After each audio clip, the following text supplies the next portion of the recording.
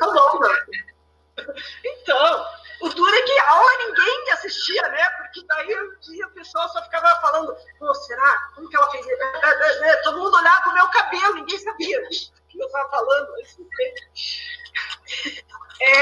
Vamos começar? Podemos começar?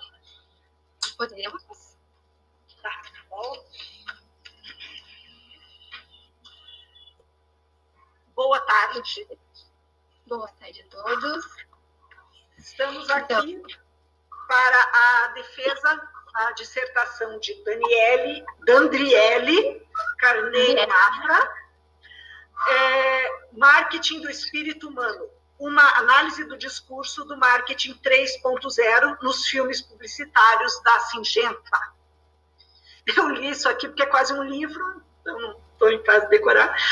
Na banca, nós temos o prazer de contarmos com a presença do professor doutor Hertz Wendel de Camargo, da Universidade Federal do Paraná, e do professor Marcelo Fernando de Lima, da UTFPR. Dandele tem 20 minutos para a sua apresentação e, na sequência, estaremos fazendo as considerações. Com você, menina. Obrigada. É só colocar aqui.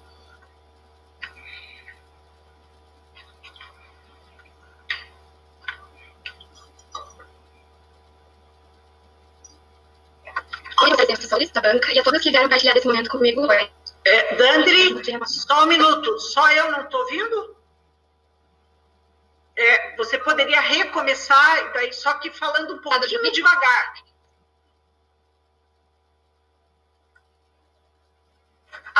Está dando para ver tudo certo? Não, está dando para ver, mas quando você fala, você mexe a boca e depois ele acelera e joga tudo junto, entendeu? Então, eu não sei... Eu vou tentar falar um pouquinho mais devagar. Qualquer problema, eu vou adiantando, mas qualquer problema que vocês forem encontrando, vocês vão me avisando, tá? Se estiver falhando, estiver travado.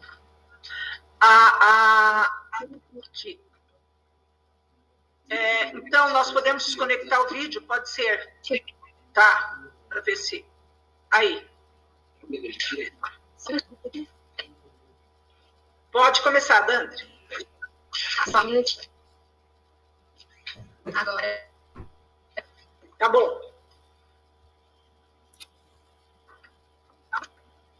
Então, eu queria começar agradecendo aos professores da banca e a todos que vieram partilhar esse momento comigo hoje, mesmo que remotamente.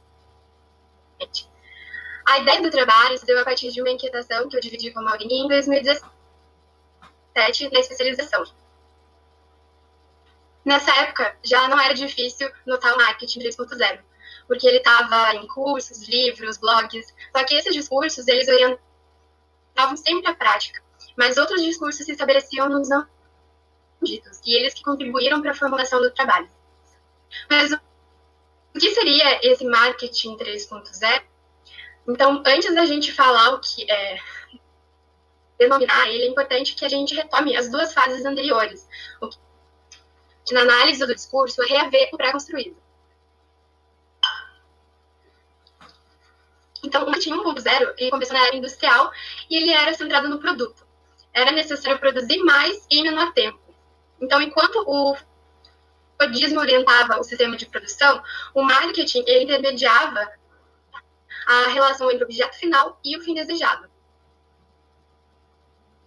Só que ele não focava apenas numa divulgação de informações sobre o produto, ele também visava construir um entendimento distintivo, como nesse anúncio do Leite Ninho, em que realmente a empresa constrói um novo significado ao associar leite em pó a leite ninho, denominando aí o significante leite ninho. Já no marketing 2.0, marca uma mudança, porque chega a internet e as pessoas passam a ter mais acesso à informação e facilidade de comparar ofertas e produtos. No aspecto econômico, essa agilidade da internet, ela acabou fazendo com que essas antigas corporações que eram focadas na fabricação de produtos, no marketing 1.0, se tornassem superdimensionadas. Então, alguns fatores econômicos que contribuíram para que a saída desse processo de fabricação e o marketing, a construção da marca, ela fosse mais aproveitada pelas empresas, como a liberalização do comércio a mercados estrangeiros em busca de um capital globalizado e a reforma nas leis trabalhistas. Então, isso fez com que as antigas corporações que produziam esses produtos, né, deixassem de fabricar e levassem essa produção para países da zona de livre comércio. Então, elas passaram a se concentrar no marketing. A gente vê um pouco dessa mudança na propaganda da Bombril Android de 2001. Aqui, ele já constrói um personagem para falar diretamente com o público-alvo e também já tem uma aproximação desse caráter espiritual, que vai ser mais explorado no marketing 3.0. De acordo com o Kotler, o marketing 3.0, ele busca oferecer soluções para os problemas da sociedade. As empresas assumiriam, assim, um papel importante, que visa continuidade, conexão e direção. A gente pode perceber nessa propaganda da Johnson's Baby, de 2014. Aqui não há menção nenhuma ao produto, o que é o que difere das fases anteriores, né? Que o produto, ele estava representado. Aqui não precisou, porque a marca buscou ser uma continuidade e criar uma forma de linguagem, a primeira forma de linguagem entre a mãe e o bebê.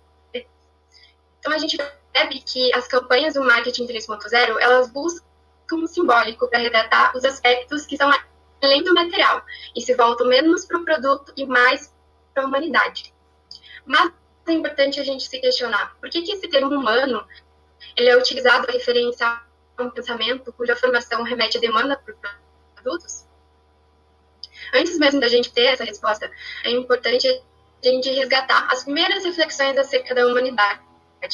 Elas eram tidas a partir de uma observação empírica e de uma análise lógica, que colocava o humano na centralidade.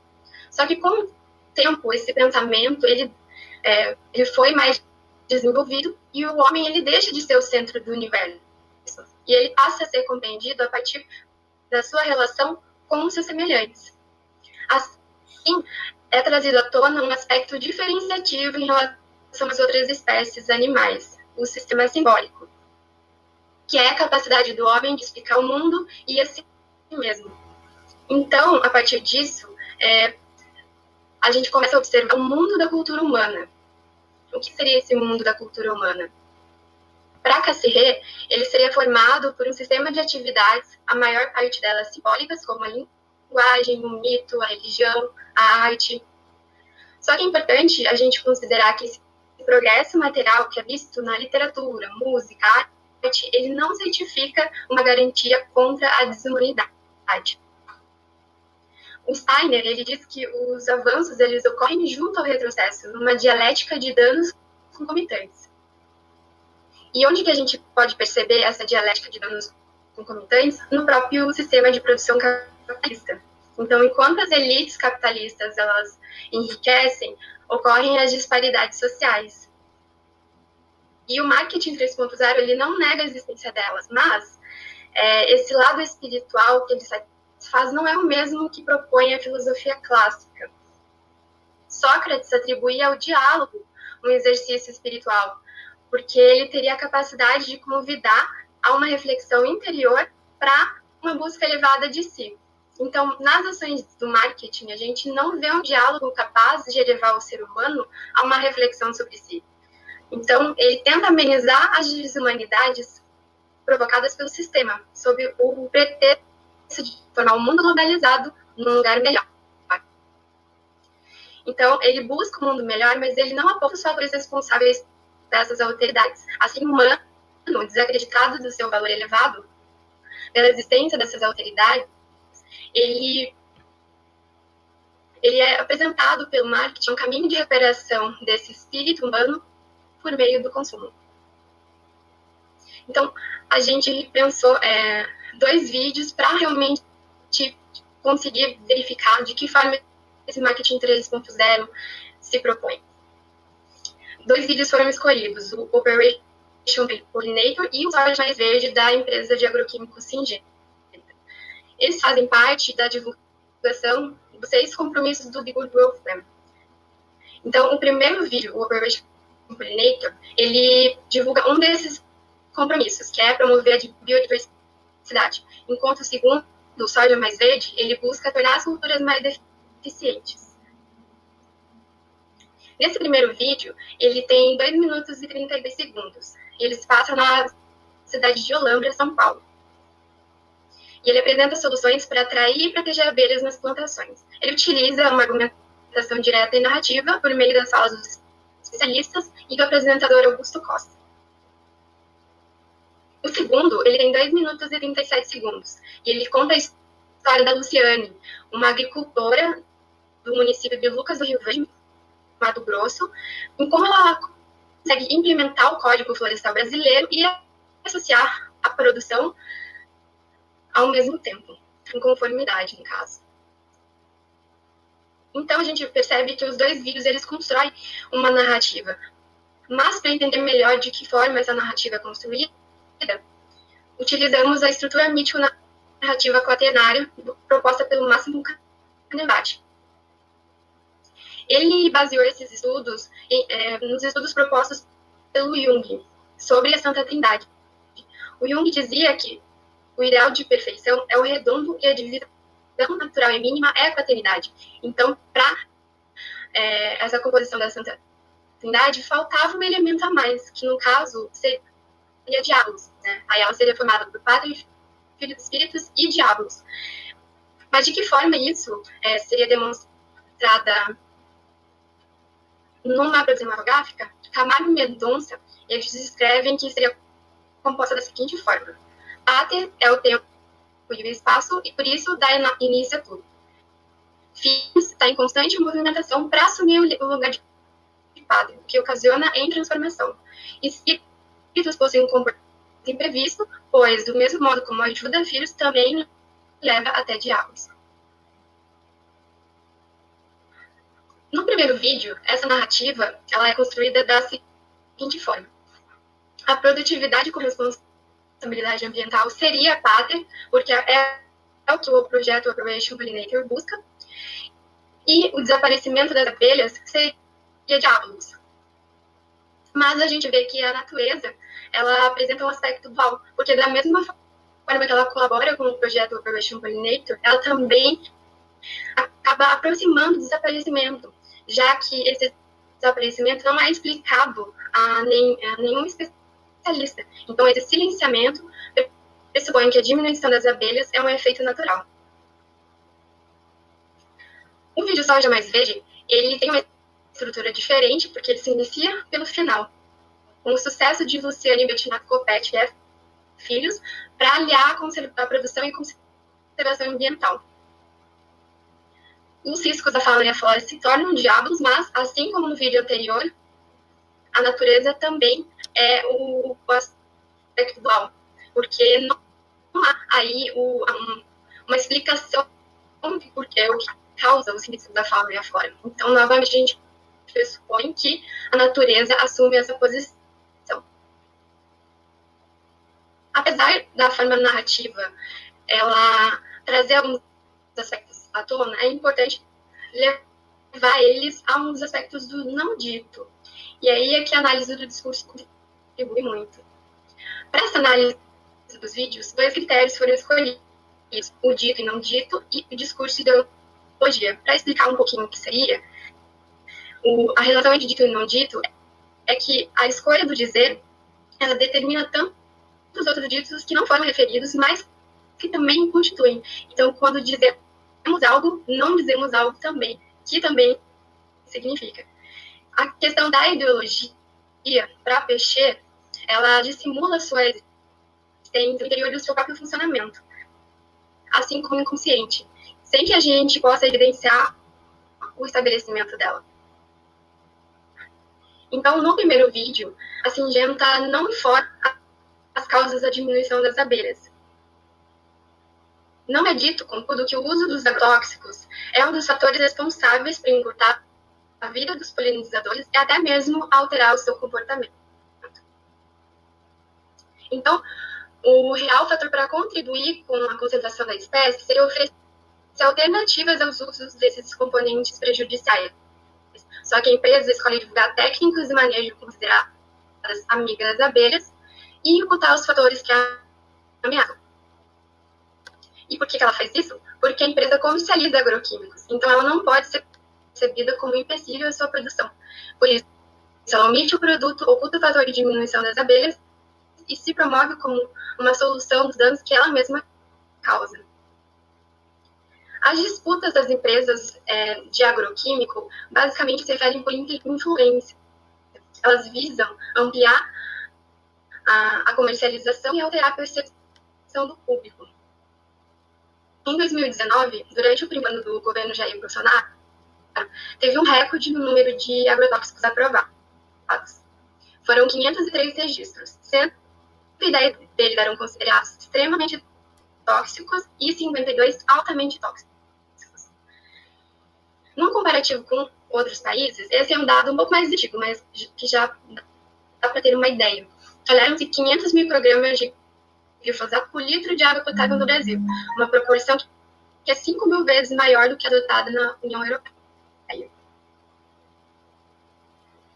Só que esse domínio, a ideologia dominante, ela não ocorre apenas para alterar a percepção e ampliar a comercialização, mas também no controle dos espaços. Um estudo da Oxfam Brasil mostrou a desigualdade na distribuição das terras. As grandes propriedades representam 45% de toda a área rural do país, mas somam menos de 1%. Já as propriedades com área inferior a 10 hectares totalizam 47%, mas ocupam menos de 3%. Então, a gente vê como essas empresas acabam se beneficiando, porque como a monocultura é alimentada por agrotóxicos, elas se beneficiam dessa disparidade. No segundo vídeo, o Soja Mais Verde, a empresa se propõe como reguladora, né, dessa normativa do Código Florestal Brasileiro. Só que essa normativa ela é questionada pelos ambientalistas.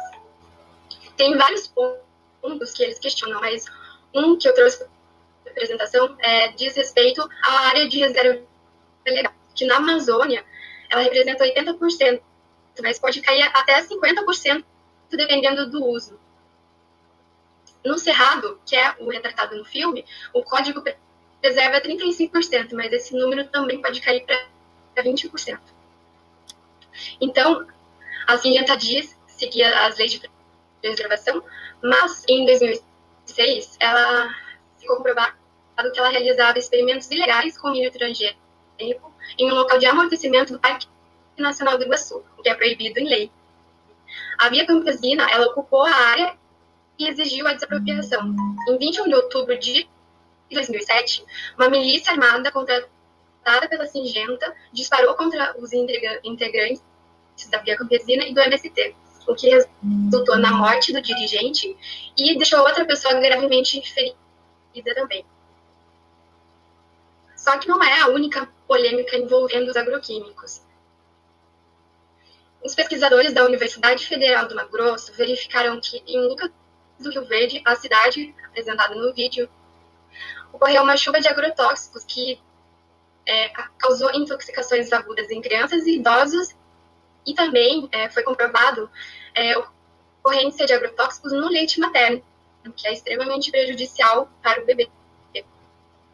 O secretário de Agricultura e Meio Ambiente da cidade, ele reduziu a seriedade da situação e justificou como um fato esporádico. Só que essa postura de quem deveria representar a população não é única, né? Porque essas disputas elas também ganham espaço no poder legislativo, por meio da elaboração de leis favoráveis ao agronegócio. A categoria ela se estabelece em duas frentes nesse meio. A partir da União Democrática Ruralista, formada por grandes proprietários rurais, e a Frente Parlamentar Agropecuária, formada pela bancada ruralista no Congresso Nacional, que representa 25%. A Frente Parlamentar Agropecuária, ela recebe recursos do Instituto Pensar Agro, que é financiado por 38 associações do agronegócio, com mensalidades que chegam a 20 mil cada um. Então, aqui a gente vê que a Syngenta, ela faz parte, né, ela financia por meio do Sindicato Nacional da Indústria de Produtos para a Defesa Vegetal e da Associação Nacional de Defesa Vegetal. Esses FIIs, então, eles dissimulam as denúncias desses estudos que comprovam o quão maléficos são esses produtos, e ele constitui o seu próprio universo, com aparência de humanidade. Questões ambientais, legais, trabalhistas são deixadas de lado para o benefício dos detentores do meio de produção. E esse lucro, ele é revertido em mais mecanismos de propagação de discurso, o marketing, para que essa ideologia dominante ela seja divulgada como comum a todos, e este grupo, o que detém o poder, permaneça nele. Então, ao observar as contradições do sistema de produção atual, entendemos por que é importante que o marketing 3.0 se afaste da materialidade do produto e adentre no campo das representações. É complicado resumir uma pesquisa de 2 anos em menos de 20 minutos, mas eu espero ter conseguido transmitir as principais ideias. Gostaria novamente de agradecer a todos e aos professores pela leitura do trabalho. Muito obrigada, Andriele, pela sua exposição. E eu gostaria de passar... é só um aviso antes de passar a palavra ao professor Hertz. Como eu expliquei no começo, nós vamos fazer uma chamada aqui pelo programa, porque algumas pessoas do PPGL, elas ganham crédito. Então, eu vou, enquanto o resto estiver falando, né? Eu vou fazer agora, neste momento, nós estamos com 41 pessoas, então eu vou fazer uma chamada com os que estão aqui neste momento. Tá legal? E, agora sim, imediatamente, uma chamada não falando, tá, gente? Uma chamada aqui pela extensão do programa. Então, agora eu chamo o professor Hertz para suas considerações. Está me ouvindo? Sim. Me ouve bem? Sim, tá ótimo. Então, deixa eu só pegar aqui as minhas anotações.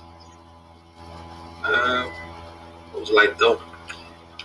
Andriele, olha, então, primeiramente, obrigado pelo convite de estar participando da banca de qualificação e agora da defesa. É um grande prazer estar aqui com o Marcelo, com a Maurini, também participando dessa banca. Então, sempre bom a gente ouvir os colegas, ouvir as pesquisas, os pontos de vista. Então, a gente sempre aprende em qualquer banca que a gente faz. A gente sempre aprende alguma coisa, nunca é em vão, né? E a gente aprende também com a leitura do trabalho do aluno, né? Ou da aluna. Então, é isso.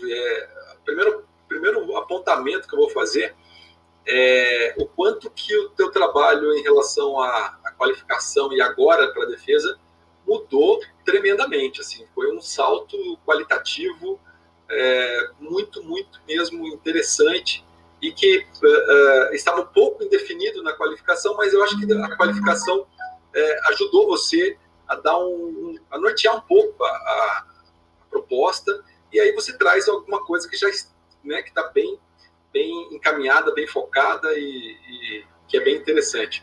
Agora, eu vou destacar um dos destaques do seu trabalho é justamente esse objeto, o marketing, né? E a gente sabe que a academia, não que a academia seja marxista, socialista, não é nada disso, mas é que dentro da tradição acadêmica, tudo que tem a ver com consumo, tudo que tem a ver com marketing, com publicidade, sempre alguma coisa, ela é tida como algo fútil, algo que é superficial, se dá mais valor para a linha de produção do que o final dessa produção, que é o produto sendo consumido, sendo que graças ao consumo que se mantém toda a linha de produção. Então, o chão de fábrica, ele é mais importante, tradicionalmente, academicamente, então pela sociologia, pela antropologia, por várias ciências humanas, é o foco de interesse, né? E aí aquela coisa que o produto que é produzido na linha de produção, né, do trabalhador, né? aquela coisa que é disseminada, distribuída no shopping, as pessoas que consomem, as pessoas que poluem o meio ambiente, consumindo esse produto. Então, isso não é tradicionalmente, na academia, sempre foi relegado, sempre foi deixado de lado, né? Sempre foi, nunca era um objeto confiável em termos de qualidade acadêmica, de profundidade, e é muito pelo contrário. Então, a gente sabe que existe uma área da antropologia, que é a antropologia do consumo, e ela vai tratar o consumo de bens, serviços, o consumo de notícias, de imagens, o consumo de pessoas, né? Porque a gente precisa de afeto. A gente está agora nesse momento da pandemia, por exemplo, esse distanciamento, né? Tá mudando. Tem muita gente aí que não tá legal, né? Não tá surtando de ficar isolado, porque falta justamente esse olho no olho, falta a gente estar aí presente com você numa sala, vendo o teu olhar, vendo a tua voz, né? Esse ritual, né, que é a defesa. Então, essa coisa do corpo presente faz muita falta. Então, nós precisamos, a gente consome pessoas nesse sentido. E consumir para a antropologia do consumo, ela não é simplesmente uma coisa que você passa um cartão de crédito. Ela é consumir para nós, da antropologia do consumo, significa troca simbólica. Então, quando você pensa em marketing, quando você pensa em publicidade e o consumo de uma forma geral, quando você consome imagem, então existe uma troca simbólica da imagem e do sujeito. Alguma coisa da imagem passa para o sujeito, o olhar, né, do sujeito para a imagem também transforma essa imagem, transforma essa linguagem, essa mídia. Então, existe sempre essa troca, existe uma troca de quem consome e o objeto que é consumido por esse olhar. As notícias, as fake news, tudo isso que nós estamos vivendo nesse momento, tudo isso é uma série de trocas simbólicas. E aí, quando você entende que o consumo é uma troca simbólica, aí a coisa muda de figura. Você vê que existe uma profundidade, de fato, tanto no consumo de bens, objetos, materiais, a materialidade do consumo, quanto o consumo de bens imateriais, que compõe essa cultura. Então, tudo existe troca simbólica. A única coisa que muda é que existe uma fisicalidade do produto e uma imaterialidade das produções culturais. Mas a troca simbólica existe. E aí, o marketing, ele é perfeito, ele é um objeto de estudo que ele está o tempo todo preocupado nessa troca simbólica. Ele está o tempo todo agregando sentidos, buscando significados para um logotipo, para uma fotografia publicitária, para um produto, e no caso para um problema, por exemplo, do desaparecimento das abelhas na natureza. Então ele vai tentando fazer essas conexões, e que você faz muito bem, porque mostra que, apesar dessas conexões que são todas deliberadas no marketing, nada é por acaso, no marketing, no consumo, na publicidade. Então, você vai percebendo que existem aí interditos, existem uma entrelinha, né? Existe um silenciamento de certas coisas que não podem ser ditas, não podem colocar nesse jogo, né? Entrar nesse jogo de troca simbólica do consumo, porque não é isso que a marca quer, não é isso que a empresa quer. Então, acredito que o teu trabalho, o grande mérito dele é que você se arrisca em estudar um objeto que ele é, né, renegado, ele é colocado como o primo pobre, né, da cultura. E ele é uma coisa que mexe com a cultura. Ele é uma coisa que mexe com esse mecanismo da sociedade, que é essa engrenagem do consumo. Né? Sem essa troca simbólica, sem esse consumo, sem você adquirir um produto, uma marca, simpatizar com uma marca, nada disso existiria se não fosse a presença desse consumo. E aí o consumo, eu sempre digo que o consumo ele tem uma narrativa. E a narrativa do consumo é a publicidade. E é o que você traz. Você traz 2 filmes publicitários da Singenta para analisar. Então você traz uma amostra dessa narrativa do consumo, que é a publicidade. E a publicidade, ela é fruto, assim como todas as narrativas midiáticas, todas as narrativas artísticas, como o cinema, a literatura, o teatro, eles bebem de uma mesma fonte narrativa, que é o mito. E você, quando traz essa quaternidade mítica do Canevati para analisar os filmes publicitários, você está comprovando que existe sim uma estrutura simbólica, uma estrutura mais profunda, né, do que o próprio silenciamento do que você está propondo ali, analisando pela análise do discurso, o silenciamento do discurso da publicidade. Você está falando, olha, existem camadas muito mais profundas, existem elementos, arquétipos, existem uma estrutura narrativa mítica que ela não desapareceu, ela simplesmente se adaptou. Então, para mim, o mito hoje, ele tanto mito, né, que falam tanto aí, né, que eu sempre falo que o mito, né, nosso presidente aí, né, então, ele estragou um pouco o meu negócio, né, porque eu sempre estudei mitologia e quando vem e eu falo a palavra mito, muita gente lembra do presidente. E não é essa a intenção. Na verdade, o mito, ele é uma estrutura de troca simbólica, uma estrutura de informação, uma estrutura que ajudou a espécie humana a sobreviver na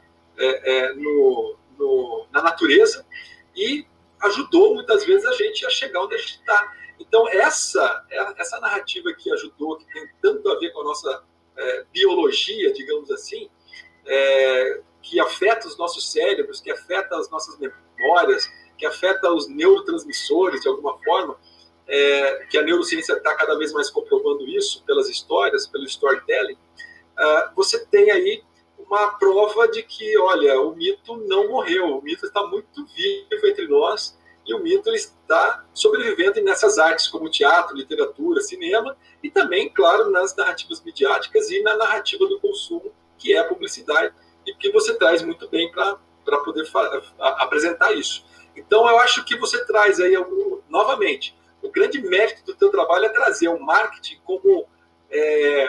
o marketing, eu vou falar para vocês, ele não quando a gente começa a olhar e observar e ver o quanto que ele tem de discursos, o quanto que ele vai embrenhando na cultura, como é o caso do Marketing 3.0, que você apresenta muito bem ali na primeira parte do teu trabalho, você vai percebendo que existe aí uma necessidade de não ser mais simplesmente uma coisa que vende para as pessoas que compram. O marketing é muito mais do que isso. Ele, de fato, é quase beirando aí, não vou arriscar falar que é uma ciência, mas ele está se parecendo cada vez mais a um tipo de ciência, porque quem vai trabalhar com marketing tem que mobilizar uma série de conhecimentos que cada vez mais o marketing está provando, e o teu trabalho apresenta isso, que você precisa mobilizar conhecimentos de antropologia, de psicologia, elementos de sociologia, para poder entender o comportamento humano e para vender, né? Que é o fundo do marketing. Eu quero vender alguma coisa, mas para isso, cada vez mais ele está entendendo e conversando, dialogando com outras ciências, e ele mesmo é essa ciência que junta outras ciências para poder entender o ser humano. Então, eu acho que o marketing, cada vez mais, ele vai se apresentando como um elemento que precisa ser prestado atenção, precisa olhar para ele, precisa observar, porque ele está debaixo do nosso nariz o tempo todo, assim como a publicidade, e às vezes a gente acha que não é nada. Não, ele está o tempo todo construindo cultura, ele está o tempo todo construindo um jeito de ser e de estar na sociedade. Ele está o tempo todo trazendo essas mitologias que é o consumo, que vai criando esses novos mitos, que são as marcas. A Syngenta é um tipo de mito, que ela vai sendo construída por essa narrativa publicitária que tem esse DNA de narrativa mítica, né? Então, aí, voltando para o teu trabalho, resumo tal muito coerente, eu acho, pelo menos do meu ponto de vista, e também, assim, eu gostaria que você apresentasse ali na introdução do teu trabalho, ressaltasse a natureza interdisciplinar do seu trabalho, da sua pesquisa. Porque o teu trabalho conversa com a administração, conversa com comunicação, vai para as linguagens, tem análise do discurso, tem iconologia, antropologia do consumo, imaginário, psicologia do consumo, audiovisual, cinema e até mesmo um pouco de neurociência, porque quando você trabalha com esses arquétipos que mexem com o público, com a intenção de mexer com o público consumidor que consome a narrativa publicitária, o filme publicitário, então você está trabalhando com esses aspectos aí. Então acho que é legal na introdução você trazer e falar, olha, o meu trabalho ele conversa com todas essas áreas, mas eu vou falar sobre isso. Mas é importante pegar alguém assim de susto, né? A pessoa fala, mas o que está sendo esse trabalho? Mas falar, olha, realmente ele é um trabalho interdisciplinar, né? Porque ele trabalha com um objeto que conversa com muita coisa, mas você fez um recorte e você apresenta esse recorte. Gostei muito da estrutura, já adiantei na minha fala aqui as 3 fases do marketing, muito interessante. E eu sentia falta de você trazer um pouco, mas não precisa colocar no trabalho, fazer uma parte, né, fazer mais um capítulo ou um subcapítulo do marketing 4.0. Se eu fosse você, eu só colocaria num rodapé, quando chegasse na parte do marketing 3.0, você colocar uma nota de rodapé falando assim, olha, existe o marketing 4.0 e que o marketing 4.0, a única coisa que ele se difere do marketing 3.0 é que ele é muito mais focado nessa linguagem do digital, na linguagem da internet. Então, ele não muda, ele continua falando de espiritualidade, continua falando de cultura humana, continua falando dessa humanização das marcas, porém agora com uma proposta muito mais próxima da realidade do que está rolando hoje na internet. Então é só colocar uma nota de rodapé e falar, olha, existe um outro livro, existe uma outra pesquisa, uma outra classificação de marketing, que ele vai para um nível, só que no nível digital, mas ele mantém, né, isso não vai prejudicar o teu trabalho em nada. A única diferença do marketing 4.0 para o 3.0 é essa coisa que ele é digital. A espiritualidade vai se tornando cada vez mais imaterial, né? Então, se no 3.0 já era imaterial, com o universo da internet já se torna mediada, se torna mais imaterial ainda, né? Então, e a gente vai conseguindo ver essa evolução de fato, como se o marketing fosse algo quase etéreo, algo que fosse realmente das entidades, dos deuses, mítico, sagrado, muito isso que você apresentou no teu trabalho aí. Então, eu só colocaria essa nota do rodapé explicando o que seria o marketing 4.0. O capítulo 3 então, está muito bem estruturado com as fases do marketing. Narrativas orientadas ao espírito, gostei muito dos títulos que você coloca, tá?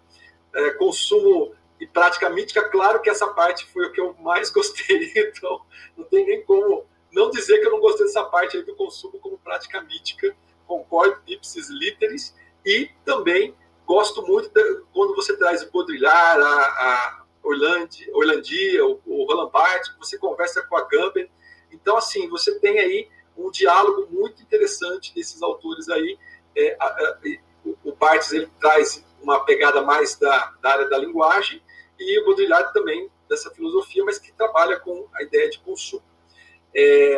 Uma outra coisa que eu acho que é interessante, quando eu comecei a ver a tua análise audiovisual, eu acho que precisa deixar um pouquinho mais claro que você usou 2 metodologias para analisar os filmes da Singenta. Eu sei que você está ali, mas o que eu falo para deixar claro lá no começo, na introdução, junto com os objetivos, eu acho que você poderia, além da revisão bibliográfica, além do estudo de caso, ou análise de conteúdo e da análise do discurso como ferramenta, você também pode falar que, por ser um objeto e se justifica, né? Porque o teu objeto, como ele conversa com várias áreas de conhecimento, então se justifica você lá na introdução falar, olha, nós usamos a análise fílmica do Vanoi e Goliolete e também usamos uma análise da quaternidade mítica do Canevati. Então acho que é bom você anunciar lá no começo para não pegar de surpresa, porque parece assim que eu estava crente que você ia fazer o tempo todo como ferramenta de análise do discurso. Cheguei naquela parte, opa, tem o Vanoi aqui, tem o Vanoi e tem o Canevati. Então, é interessante você anunciar previamente quais são as metodologias, em que parte que você vai analisar aqui e ali para poder falar, olha, eu também utilizei várias metodologias para analisar os filmes publicitários. Tá? E, por último, né, aqui na página 96, lá nas considerações finais, eu gostaria também, uma sugestão minha, depois você vê se coloca ou não, mas eu acho que nas considerações finais você também deve apontar para quais áreas de interesse é a tua pesquisa, serve a tua pesquisa. Então, novamente, quem é aluno ou quem é pesquisador de mestrado, doutorado e aluno, né, de graduação de administração, de comunicação, letras, psicologia, antropologia, cinema, todas essas áreas você conversa e ela tem um interesse para essas áreas de conhecimento. Então, lá nas considerações finais, aponte assim, ó, no sentido assim de apontar no sentido, olha, para que campo que a gente pode olhar, apesar de a gente ter fazendo algo com estudos das linguagens, a pesquisa nessa área, porém, ela conversa com outras áreas, e você pode pegar o mesmo objeto e analisar com outro viés em ADM, outro viés em comunicação, outra coisa na área de psicologia. Então, acho que é legal você apontar as possibilidades que a tua pesquisa, para onde a tua pesquisa vai. Tá? E, por último, só para complementar, justamente o teu trabalho é bastante interessante, porque ele me lembra um autor americano que ainda não tem tradução, ele chama Stephen Sampson. Ele fala sobre líderes, né, como formar líderes, né, nessa cultura do marketing, do mercado, mercadológica, esse segmento editorial de gente que consome essas coisas de marketing. E que ele fala uma coisa que tem muita gente trazendo para dentro dessa questão do marketing 3.0. E aí ele fala assim que as marcas elas precisam ter fisicalidade, sociabilidade, intelectualidade, personalidade, moralidade e emocionabilidade. Ou seja, uma marca, segundo esse autor, ela deve ter tudo isso para poder seduzir as pessoas, para poder ser um tipo de líder, um tipo de guia, né? Que é isso que as marcas mais querem. E ele fala a seguinte coisa, que é mais interessante, não é imposição. Você tem que ser, a tua marca tem que ter essas características humanas para as pessoas, os consumidores olharem para ela e relacionarem com ela como se fosse um amigo um amigo admirável, um amigo que você tem como exemplo. Então é isso mesmo, o teu trabalho ele está indo nesse campo dessa humanização. As marcas são pessoas jurídicas e essas pessoas jurídicas elas querem cada vez mais ser como as pessoas físicas. E nisso ela vai ganhando o coração e a mente das pessoas. Então, o teu trabalho tem esse mérito de entrar numa seara que estava me incomodando há muito tempo, porque a gente fala de antropomorfização das marcas, humanização das marcas, e aí o teu trabalho vem estudando, colocando esse ponto de vista mais crítico, e não sendo mais um trabalho que fala, ó, que legal, a marca tem que ser assim mesmo. Não, você critica, você apresenta e fala, olha o que está acontecendo, olha os silenciamentos que estão por trás.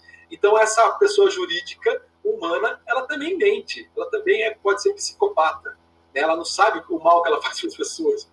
E é muito interessante. E é isso. Então, Dandriele, muito obrigado por ter feito a leitura do teu trabalho.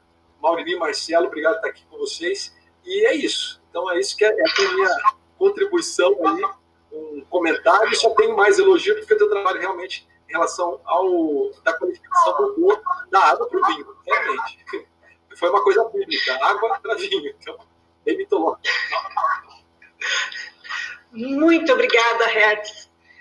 Você não disse que ia dar uma aula, né? Foi maravilhoso, né? De novo, maravilhoso ouvir você.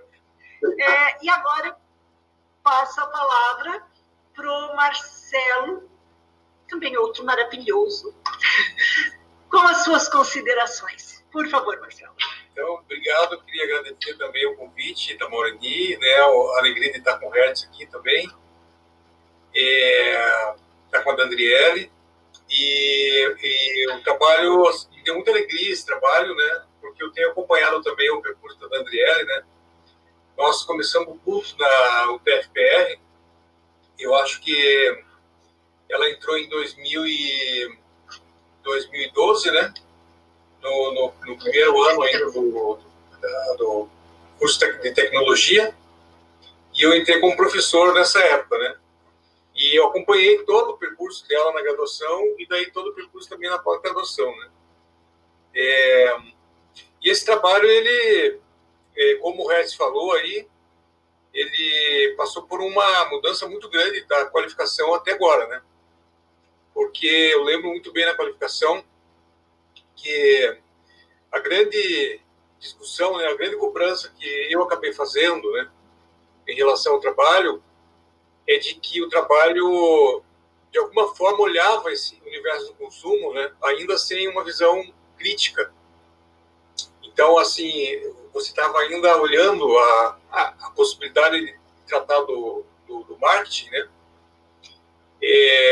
Mas não numa perspectiva de um olhar crítico, né? Um olhar crítico no sentido de entender as contradições desse processo todo do marketing, da contradição da produção da mercadoria, do que está por trás das marcas, né?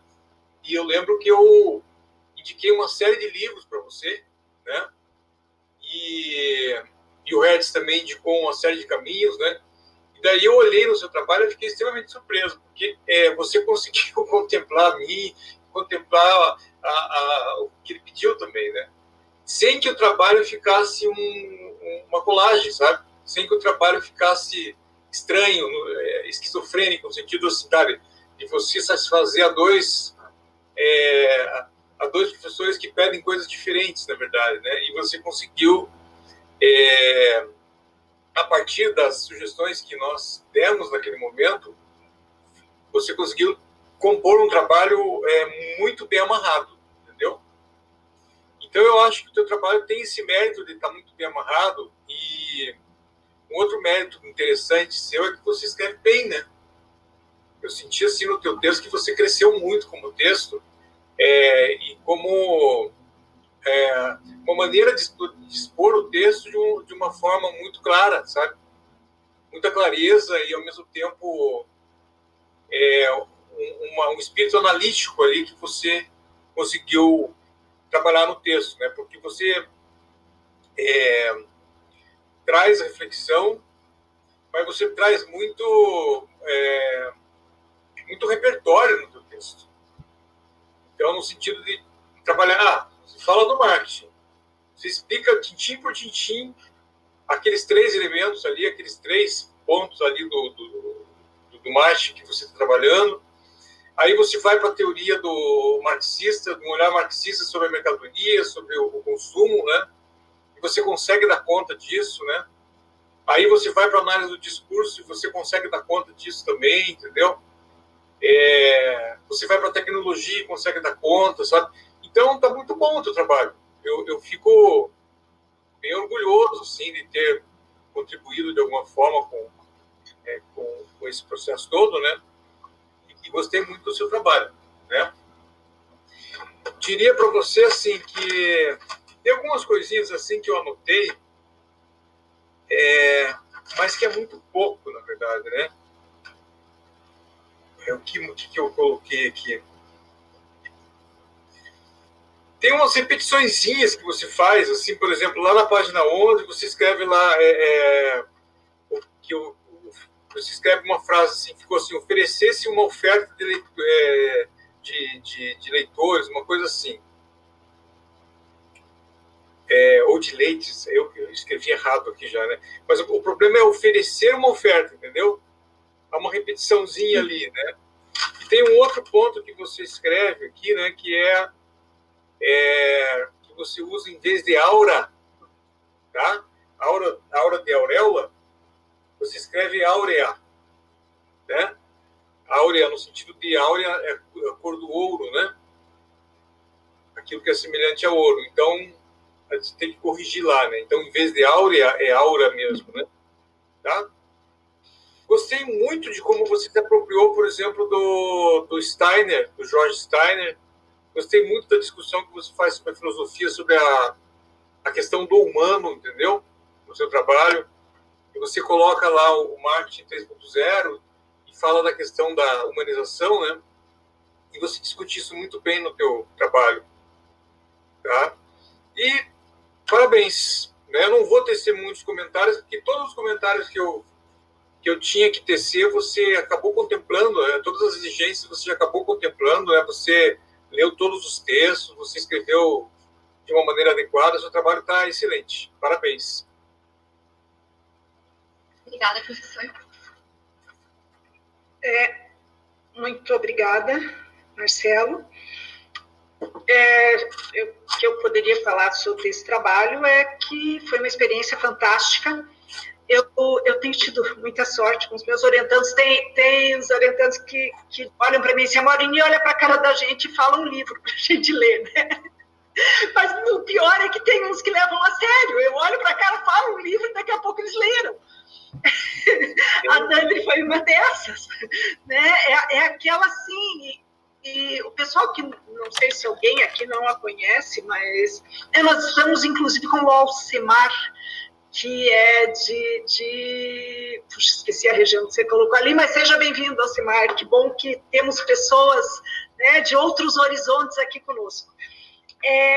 Mas a Dandri, ela fala calmamente. Então, nessa apresentação, como estava vendo a fala dela acabou sendo, ficava grudada lá e ia mais rápido, então vocês não conheceriam a Dandri, porque ela vai falando assim, e ela pode enganar muita gente com isso. Porque ela é um furacão. Né? Então, como realmente, o Hertz e o Marcelo falaram, então houve propostas díspares, e a gente começou a resolver, e daí quando ela me mandou, depois da qualificação, trabalho, eu falei, Dandri, mas não dá para trabalhar com isso e tal. E eu fui vendo no texto dela que daria.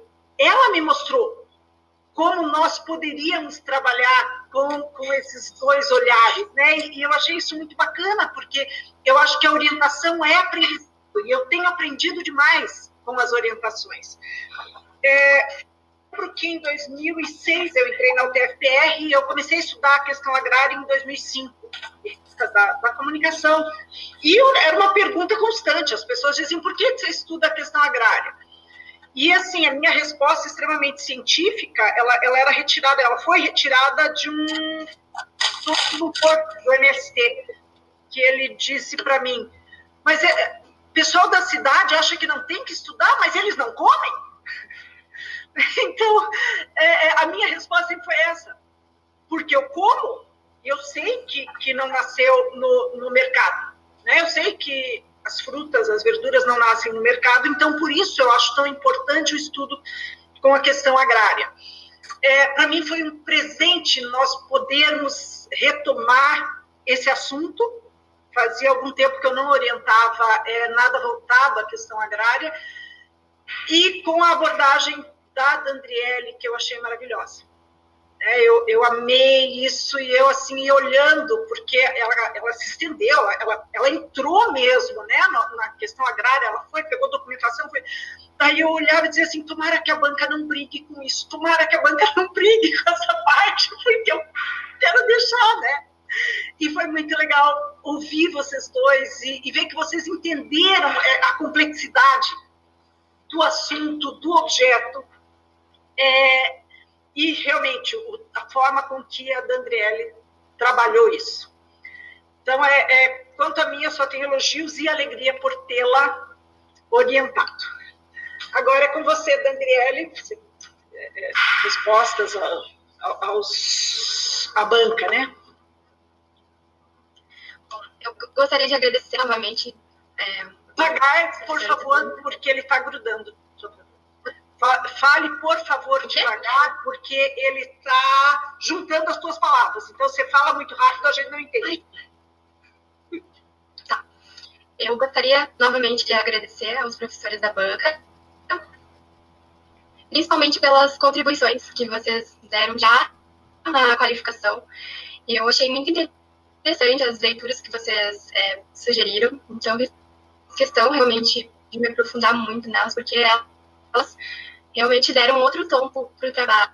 É muito bom ter essas visões diferentes e como elas acabam se complementando para formar um trabalho muito mais coeso, mais coerente, mais profundo. Então, eu agradeço muito todas as contribuições que vocês acabaram dando já lá na qualificação e também as contribuições de hoje, questão de anotar.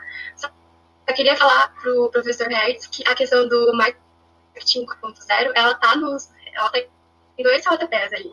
Eu fiz questão de colocar exatamente por essa importância que o professor ele resgatou na qualificação. Então, coloquei, inclusive, a relação do neuromarketing, que são essas novas formas de marketing. É importante que elas estejam presentes de alguma forma, porque a existência do marketing 3.0 realmente não exclui as demais manifestações do marketing, né? Elas acabam sendo casadas. Inclusive, essa do 4.0, ela retoma todas as outras, né? Só que nesse contexto do digital mesmo. Então, ela está presente, sim, de alguma forma. Mas é muita felicidade compartilhar esse momento com os professores que me ajudaram tanto, com a Maurini, que eu tenho muito carinho desde 2012. Então, são 8 anos dela me orientando, me auxiliando, me aconselhando, passando sugestão de livro também. E a todos os presentes também, que eu tenho muito carinho. Eu sou muito feliz de fazer parte do mesmo programa. Então, seria mais ou menos isso mesmo. Obrigada. Muito obrigada. Eu formei um grupinho aqui no WhatsApp para nós três discutirmos e para esse pessoal poder conversar com a Dandri por enquanto. Né? Vamos então só fechar aqui o nosso microfone e nosso vídeo, que eu já converso com o Hertz e com o Marcelo, e depois a gente volta daqui a pouco, tá bom? Tudo bem.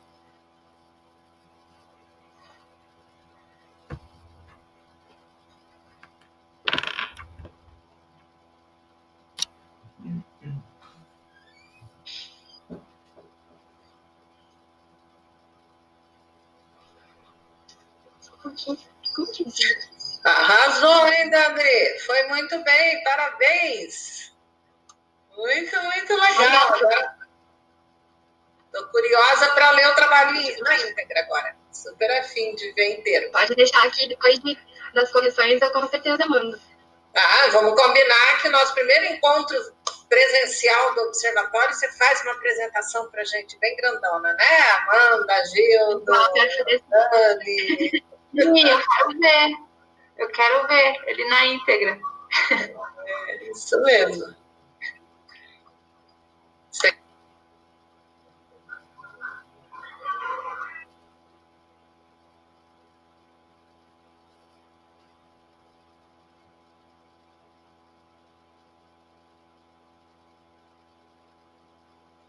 E aí, minha gente, todo mundo bem aí nas quarentenas? Como é que estão vivendo?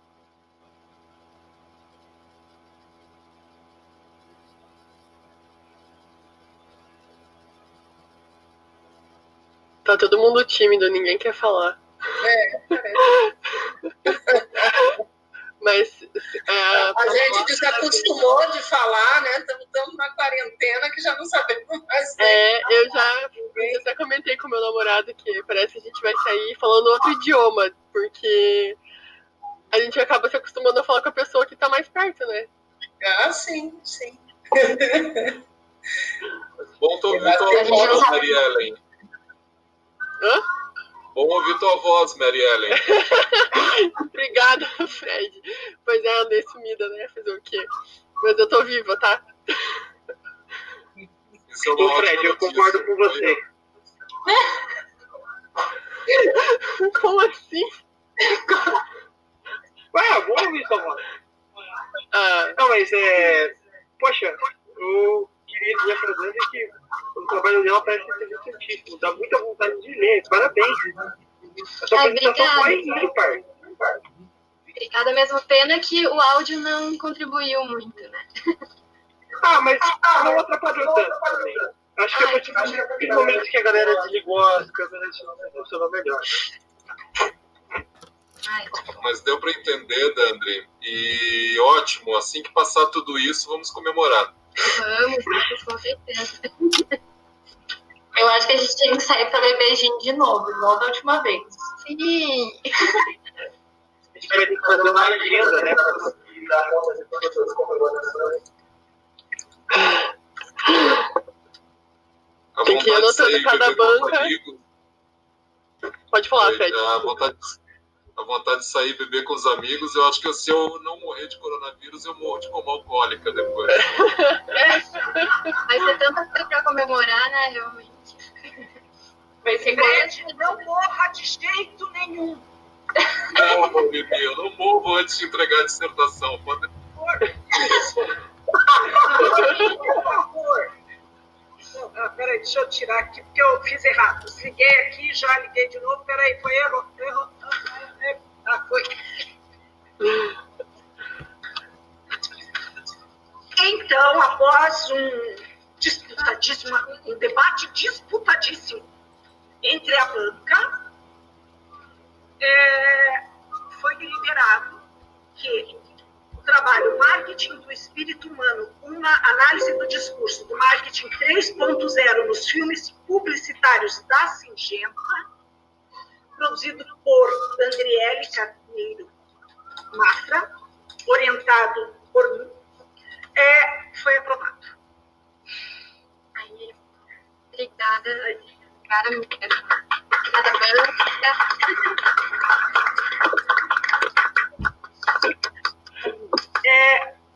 Muito obrigada a todos vocês que participaram. Foi muito, muito bacana. Eu acho que essa banca foi muito bacana, a apresentação da Andriele, mesmo com uma voz um pouco mais de robô, mas foi muito bacana. Né? As observações da banca foram muito legais. Até ficou, acho que, bem tecnológico, assim, né? Porque a tua voz, ela parecia mais assim, sabe, aquelas meio assim, meio robótica. E eu acho que foi uma... Né? Parece que a gente combinou para mostrar que a questão é tecnologia. Mas, obrigada, caríssimos, e até a próxima. Até. Parabéns, Obrigada. parabéns. Parabéns. Parabéns, André. Tchau. Obrigada. Parabéns. Parabéns. Parabéns. Obrigada. Dandri, parabéns. Obrigada. Parabéns, Dandri. Obrigada, gente. Parabéns, Dan. Vai estar orgulhoso. Obrigada, pai. Parabéns. Essa make tá bem bonita também, viu? Parabéns pela make também. Perfeita. Parabéns, Dandri, sobrinha linda. Parabéns. Obrigada, tia.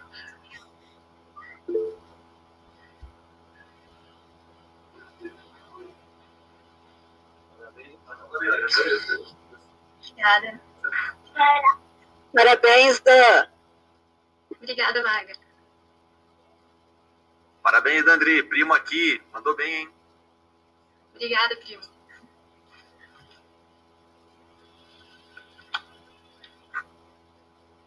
Parabéns, Dan. Excelente. Ótimo. Muito sucesso nessa trajetória. Agora pode desligar o botãozinho do estresse, tá? Pode voltar ao normal agora. O normal não é estresse? Não, eu acho que sempre vai ser, né? O bom que a família, ela já joga a verdade na família. O irmão tá aí pra isso. Pra queimar o filme.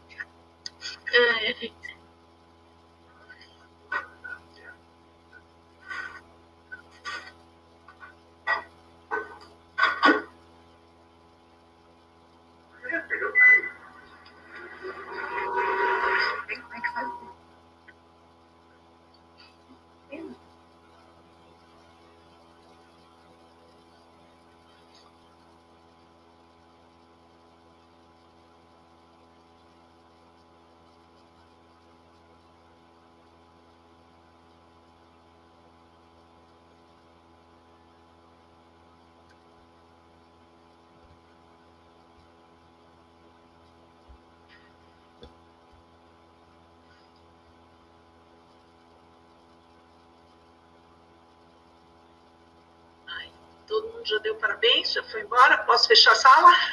Pode sim, Maui. Já li os recados no chat também.